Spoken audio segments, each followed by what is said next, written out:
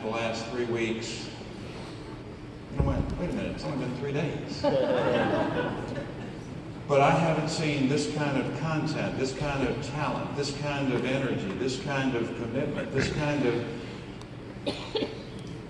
achievement.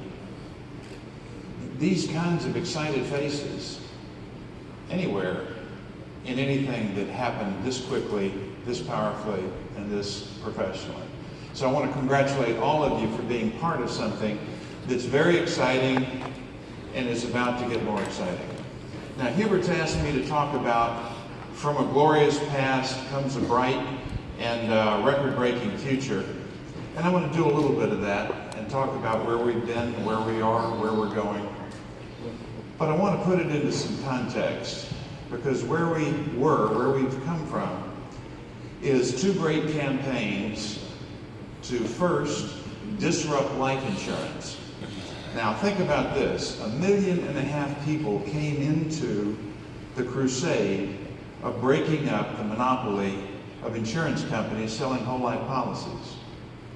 So their only tool was a term insurance product and invest the difference in mutual fund. I want you to get rid of something that you believe is the smart thing for you to do, and I want you to follow my direction and buy a term insurance policy and put your money in mutual funds. That was the crusade. 1.5 million people joined it.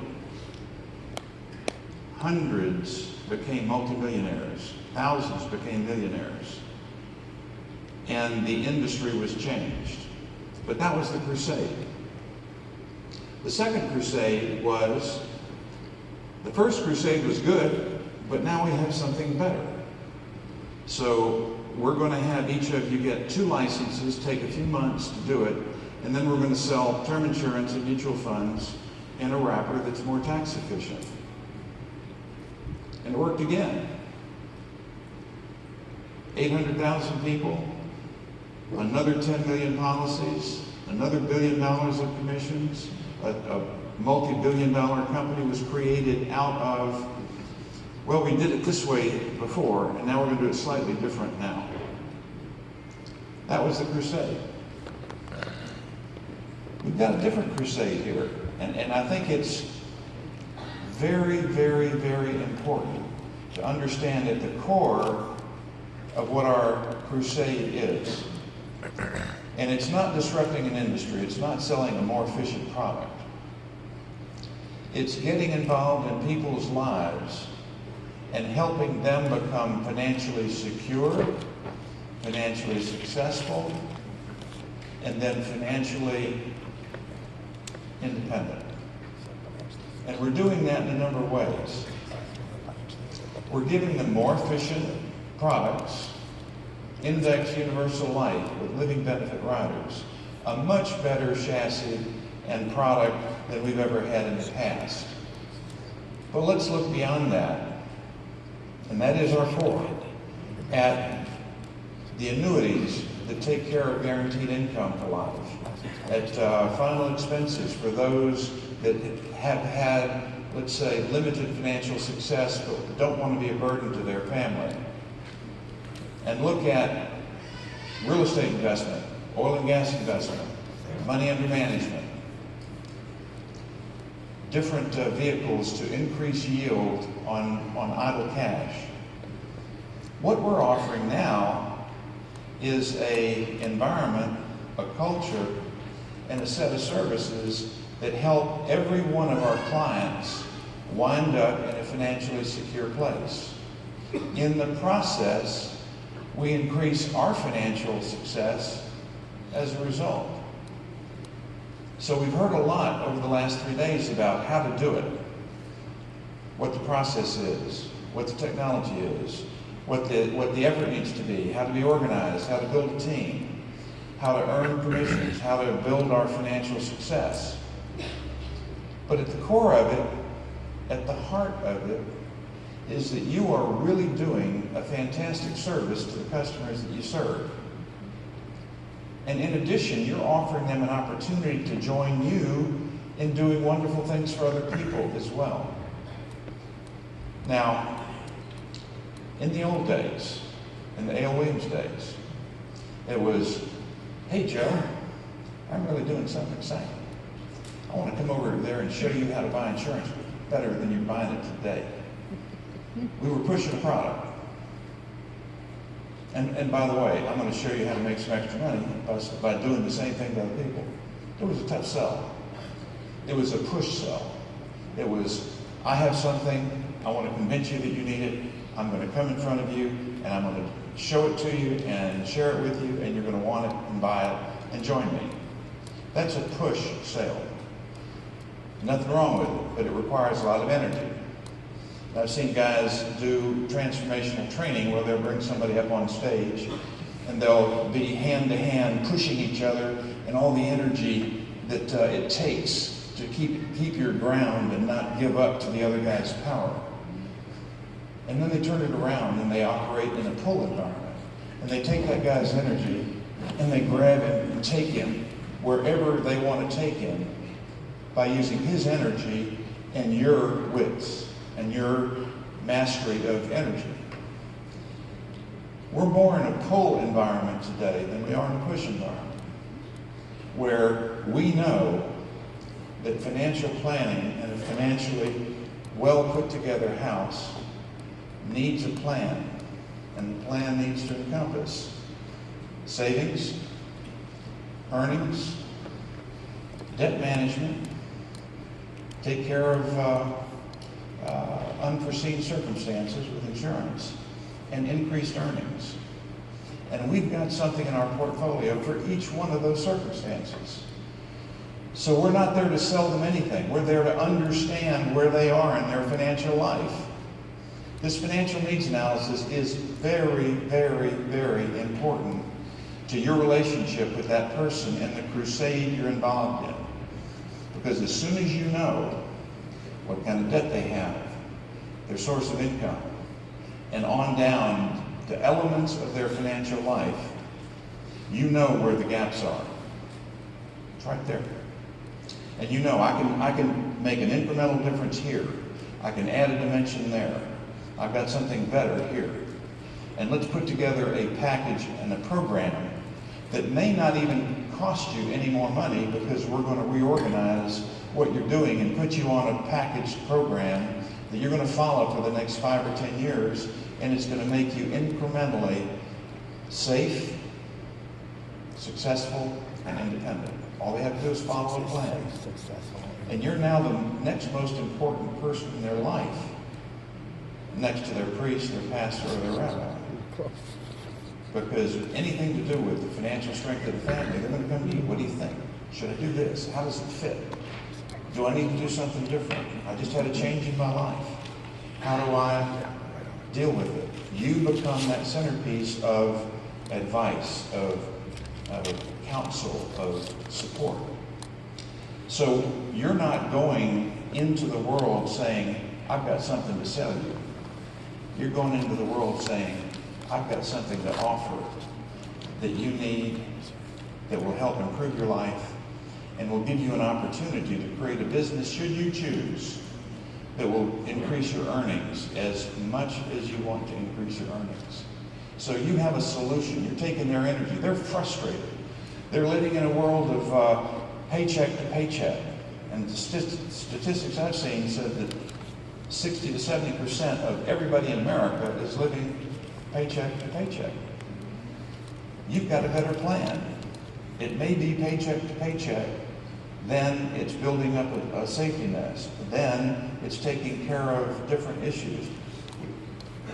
There's so many different solutions in our product set. You truly are valuable to other people because you have tools they don't have. So where are we today?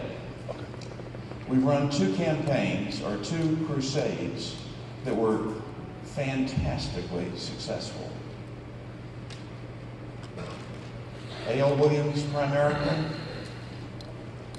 World Marketing Alliance, World Financial Group, both were push organizations with very good products that changed the landscape of where they existed. But now this is much more powerful in terms of the relationship you have with the customer, the value you offer his family, and the role you play in his life. Because if all they do is follow a plan, they will be a customer. If they want to follow a plan and join you in a crusade, they'll increase their income. So you're leading a very, very important crusade and campaign to improve people's lives. So the sequence is crusade, understand how you're committed to changing people's life. Campaign, what are the processes that you need to follow in order for that crusade to spread? And that's the tools that you've heard for the last 3 days. And that's the mindset that you have heard for the last 3 days. So the campaign has a structure to it. And we're trying to share with you not only past experience, but also current methods of operating within a campaign to make you more effective. The impact of that is you become an influencer. An influencer in your family, an influencer with your team, an influencer with your customers, and pretty soon, in a group like this, an influencer to a large group of people. But you are now important. After you've reached that level of importance where you're really making a difference in people's lives, you then move into what I call the sacred role of vision. And that's that you are now significant. You're not only an influencer, but your life is now significant. Because you're making a major mark on not only your team members' lives and their families, but your customers and their customers' families and their children and their lives. And that spreads. That spreads. 10 million policies. Think of the number of people that are involved in having their life insurance portfolio vastly improved by buying into that. So what we have here is not only an opportunity for financial success, but an opportunity to develop influence in the people around us and to be a significant presence and leave your mark on the life that you live. That's pretty doggone important to me, and I think to you too. Everyone that I've met, everyone that I've talked to is seeking a more important role in their life, in the life of the people around them, and in the life in creating a mark. I haven't met anybody that's indifferent to where they are. No one in this room. And I've talked to most of you. I know many of you. I'm looking forward to getting to know more of you. But I have yet to meet anybody that didn't have that spark of, I'm coming. Watch me come. Watch me develop. I'm committed. That's the spark. That's the seed that creates influence and can turn into significance. So I'm not here to talk about the going from 50,000 a year to 100 to 250 to 500 to 1 million. You're seeing examples of that. I'm here to tell you that you're becoming more and more important to others in your life. And that's not something you have to sell. That's something all you have to do is share.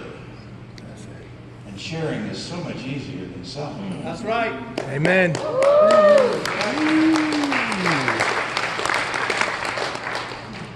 Now, there are two songs that really resonated with me as I'm listening to all this cool music and energy. The first one that I thought of was "The Boys Are Back in Town." Yeah. One of my favorite songs. And I'm thinking to myself, how does that fit this? I'm thinking, gosh, you've got Hubert, you've got Jody, you've got Lynn, you've got Bobby Dollar. Michael. You now have Aki coming over from marketing lines. But you've got and Zach and everybody else, Ragu, Bakwan, everybody that's kind of assembling here coming from different places. The boys are back in town. It's time to rock and roll.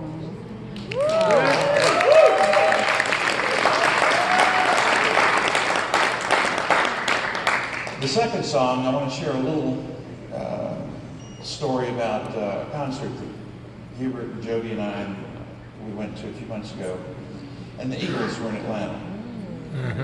And I love the Eagles. I grew up in the Eagles, period, and they're one of my favorite bands. But I sat there and I watched them, and the young, fresh-faced, energetic Hotel California Eagles were now 65, 70, 72. And they were missing some of their original people. Well, they were originally missing one.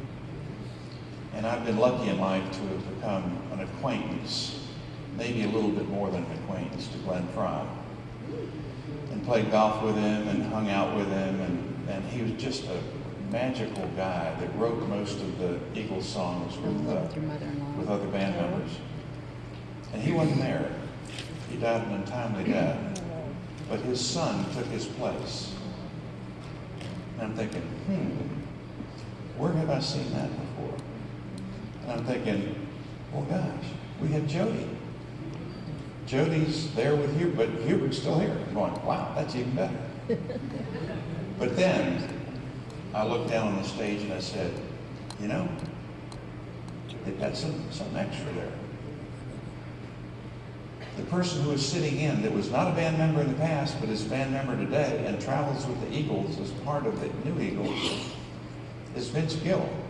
I'm going, oh my God. And now, let me tell you that Vince Gill adds a dimension to the Eagles that they didn't have before.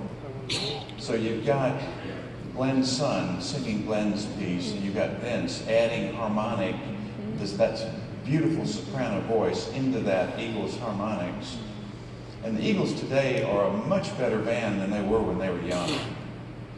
And it was the experience of having been there, done that, become the best, taken time off, reflected on what they liked, what they didn't like, and came back with a renewed energy that are making them tour today their tour today, one tour, is earning them more than all the income that they've earned in their entire lives combined. Because they're at the peak of their talent and their gifts. So I thought to myself, this is it. That's us. That's it. This is Hubert and the Eagles all over again. And the song that came to mind, one of the Eagles songs, and Hubert talks about this being the third leg of the triumvirate, Lord of the Rings, Part 3. The song that really resonated to me, and I think they finished with it at this concert, was Take It to the Limit, one more time. Wow. And that's what we're doing here. Yeah, he's good. Taking it to the limit. Yeah. He's One good. more time.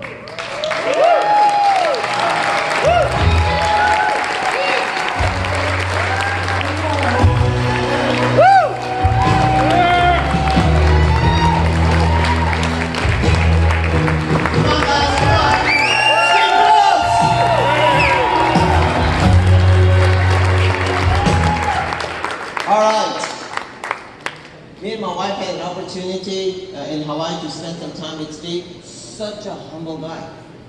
Truly, truly a mastermind, right? And here we go again with HGI, right? Okay. Next.